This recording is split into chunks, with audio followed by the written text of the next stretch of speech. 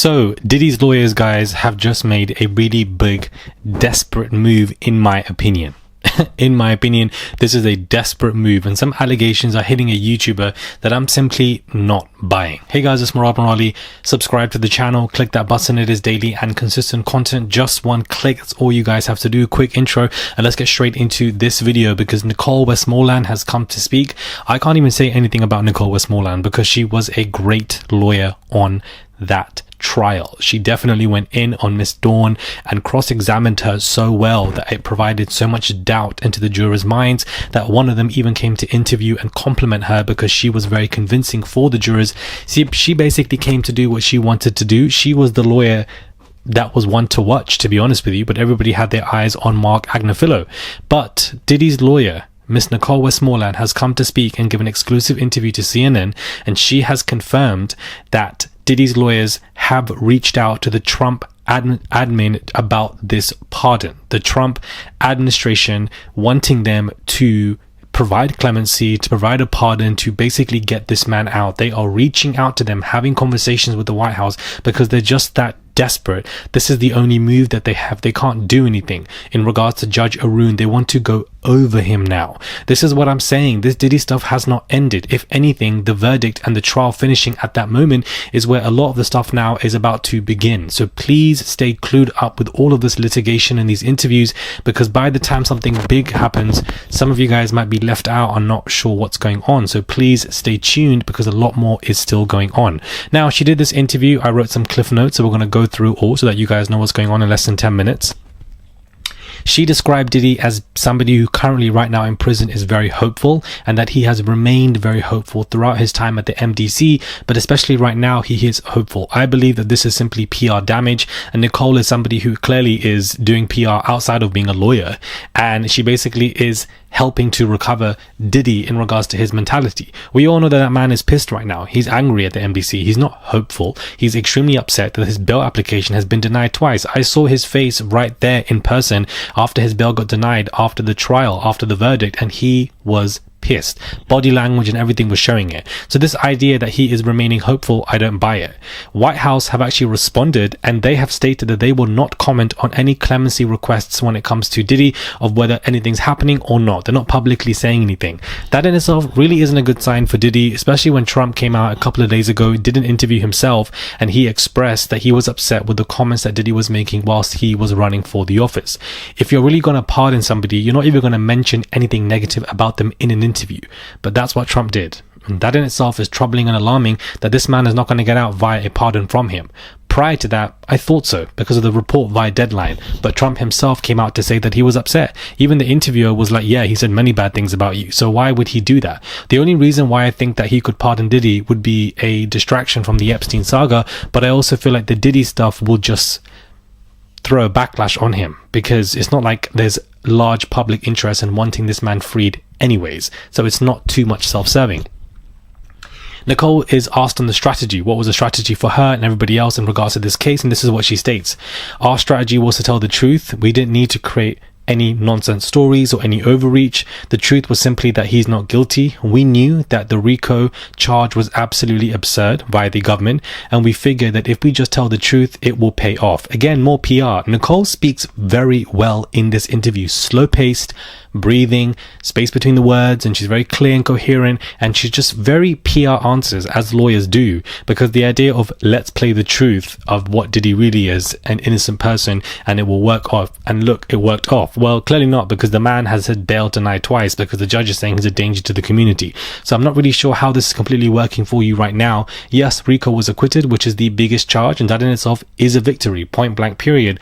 But this idea of let's just play the truth, and the truth is that, you know, he's not guilty. Then their question on the cases. The interviewer talks about 70 active civil cases, including men and also minors. The fact that this was touched on was crazy. She says, yes, it's true, Diddy is facing these cases, but then she talks about how the US government, the federal government, are the most powerful people, and that during the criminal trial, they did not bring up any of this information. And if this was any substance, truth, seriousness to it, then they would have brought this up in the criminal trial, but they chose not to. So therefore there is no substance to this, and most of this is just fake stuff. She also addressed the baby oil in regards to the drugs and how it's laced, and she refuses to believe that that's true because, again, she states that the government would have brought this up. It's simply not just logical. So she's undermining the government here, throwing shade their way at the same time, and basically stating, well, they had clearly enough time to bring all of this other information, but they planned and really did not do so. And I do kind of agree, because there are some freak-off workers who've come out in these civil cases saying that Diddy did things to them. Why weren't these people subpoenaed in this case? I honestly don't understand. The prosecution did not do a perfect job, in my opinion, but I don't think it was bad at the same time. But she doubles down and confirms that they have reached out to the Trump admin for a pardon, which shows that they are very desperate in this whole scenario right now, because they're trying to find out what they could do to get this man out of jail. And the only chance they have is reaching out to that man. They've reached out to that man after he's done an interview talking about how Diddy hates me, he never liked me, he made bad comments, and you're still reaching out to him?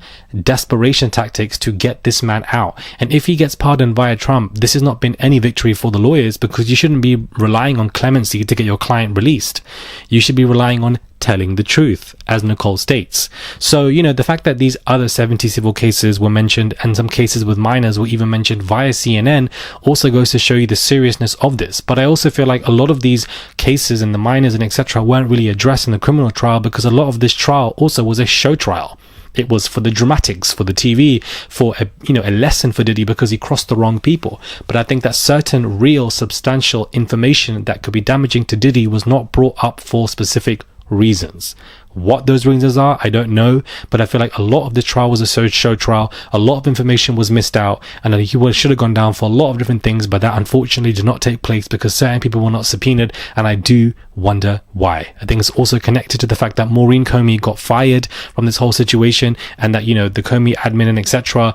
and Epstein related, it's all under one network. And I think that there was so much that Diddy could have gone down for, but for some reason, willingly, certain things weren't addressed, and I don't understand why. Somebody who's called Dennis Byron has come forward to tweet, Feds spent an estimated $10 million to prosecute Mr. Combs, the biggest budget spent in the federal trial, so I suppose the DOJ is big mad right now. They banked on an asset forfeiture plus bonuses. My sources claim a content creator received $50,000 to support prosecution's efforts plus round-the-clock security.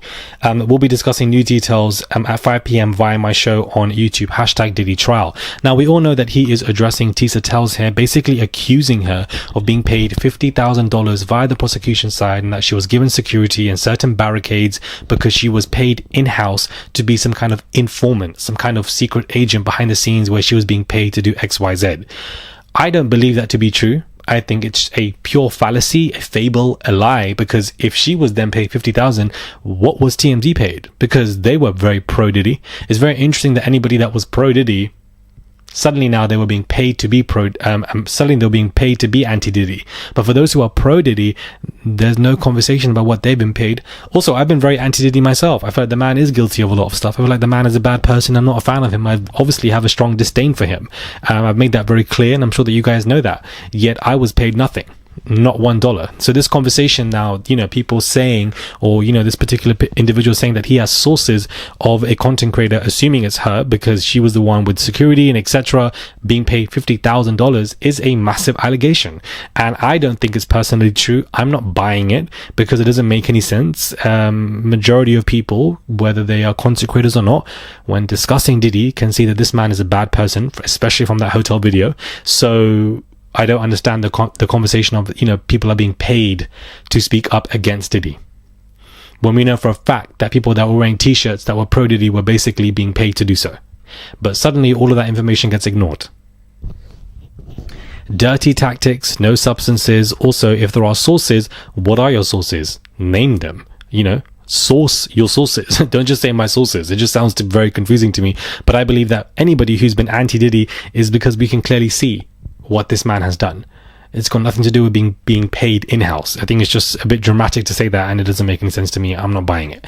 Let me know your thoughts, guys, when it comes to this video. Do subscribe, comment down below, give this video a thumbs up. I would appreciate it. It's just one click to subscribe. That's all you guys have to do. It goes a long way. Subscribe to the channel, become part of Murad Nation, become a Murada. It's just one click. That's all you guys have to do. It goes a long way. Send a tip if you guys wish to. Subscribe. It's for free, and you get content 24/7 on this channel. And I'll catch you guys soon for another video.